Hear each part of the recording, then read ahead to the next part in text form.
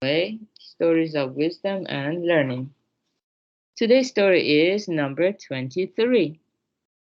I've diagnosed patients before, but never their money. A physician of substance. Long ago in Japan, there was a distinguished physician named Nawa Kake.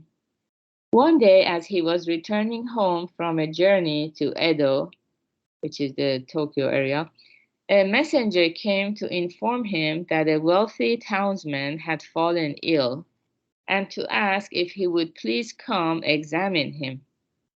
He's the richest man in these parts, added the messenger, so be sure to diagnose him with even more care than you ordinarily would. Kake's good humor vanished. When you first asked me to look at him, I was prepared to do so right away, he said. But I no longer have the slightest inclination to do so. Please convey my regrets to the patient. Well, why?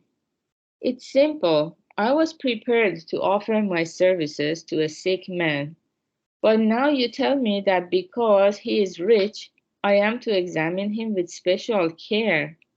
I have diagnosed many a sick man, but never once have I diagnosed a man's money.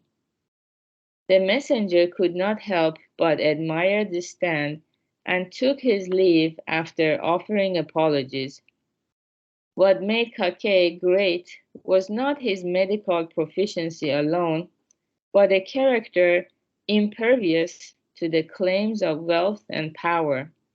Herein lay the secret of the benevolent art he practiced. Okay, very good. So, yeah, this story sometimes proved to be a little bit controversial. Some people objected that why the physician did not go and provide service to the wealthy patient.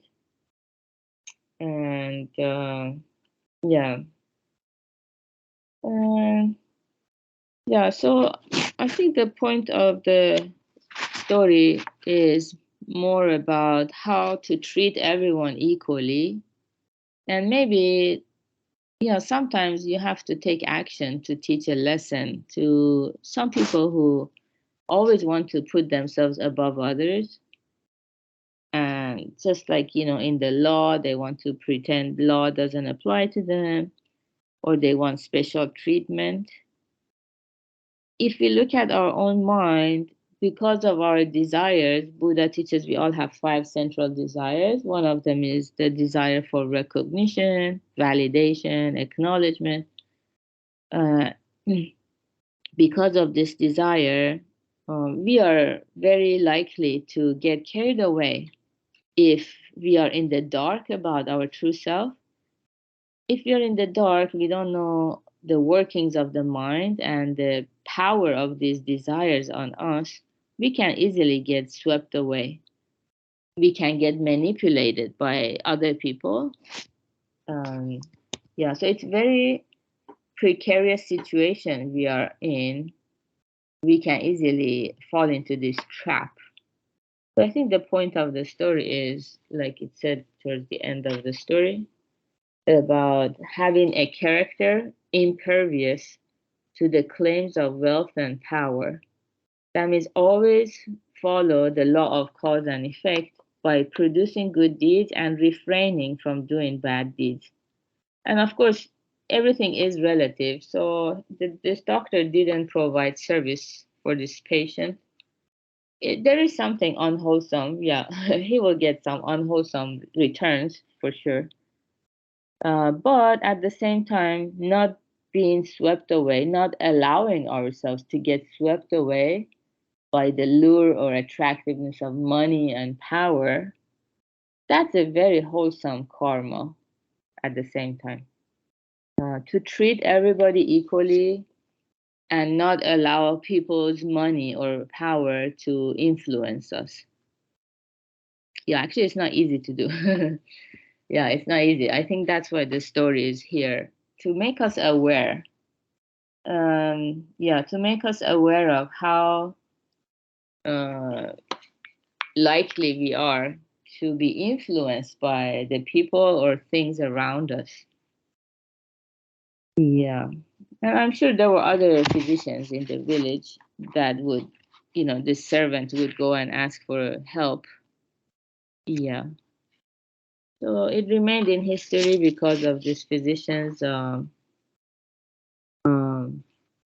yeah, very kind of sticking to the principles. And yeah. Because, otherwise, if we easily get influenced by money and power, we ignore and neglect people who are not beneficial to us. That means our compassion cannot get cultivated uh, to the level that we have potential for. That's why we miss out in life and we cannot reach our life's greatest purpose, because we only follow what suits us, what's beneficial to us. And then people who don't necessarily benefit us, maybe unknowingly or unconsciously, we neglect them and we treat them poorly. Yeah. And with that kind of attitude, we miss out a lot in life, according to Buddhism. Yeah, because we need to at least imitate the compassion of the Buddha. Our ultimate goal is we are aiming for the enlightenment of a Buddha. We don't want to come back as a suffering existence. We want to experience nirvana, which means to obtain the enlightenment of a Buddha after we die. So um, we need to at least imitate the compassion of the Buddha. Buddha's compassion is not, it doesn't take side with anyone, or it's equal. It's equal, and the wisdom is continually illuminating everybody's mind and heart, guiding one and all to true happiness. There's no discrimination whatsoever. Imagine if everyone cultivated that, what a society we could live in. A lot more love and compassion, and a lot less prejudice and discrimination. Yeah, that's what I get from this lesson. And yeah, hopefully we can share our viewpoints on the meetup page or in our classes, and we can use these stories for the lessons coming up in the meetups. So good job everyone for being here, practicing together, and have a beautiful Tuesday. Yeah, take care. Bye. Thank you. You're welcome, Gary. Bye, everyone.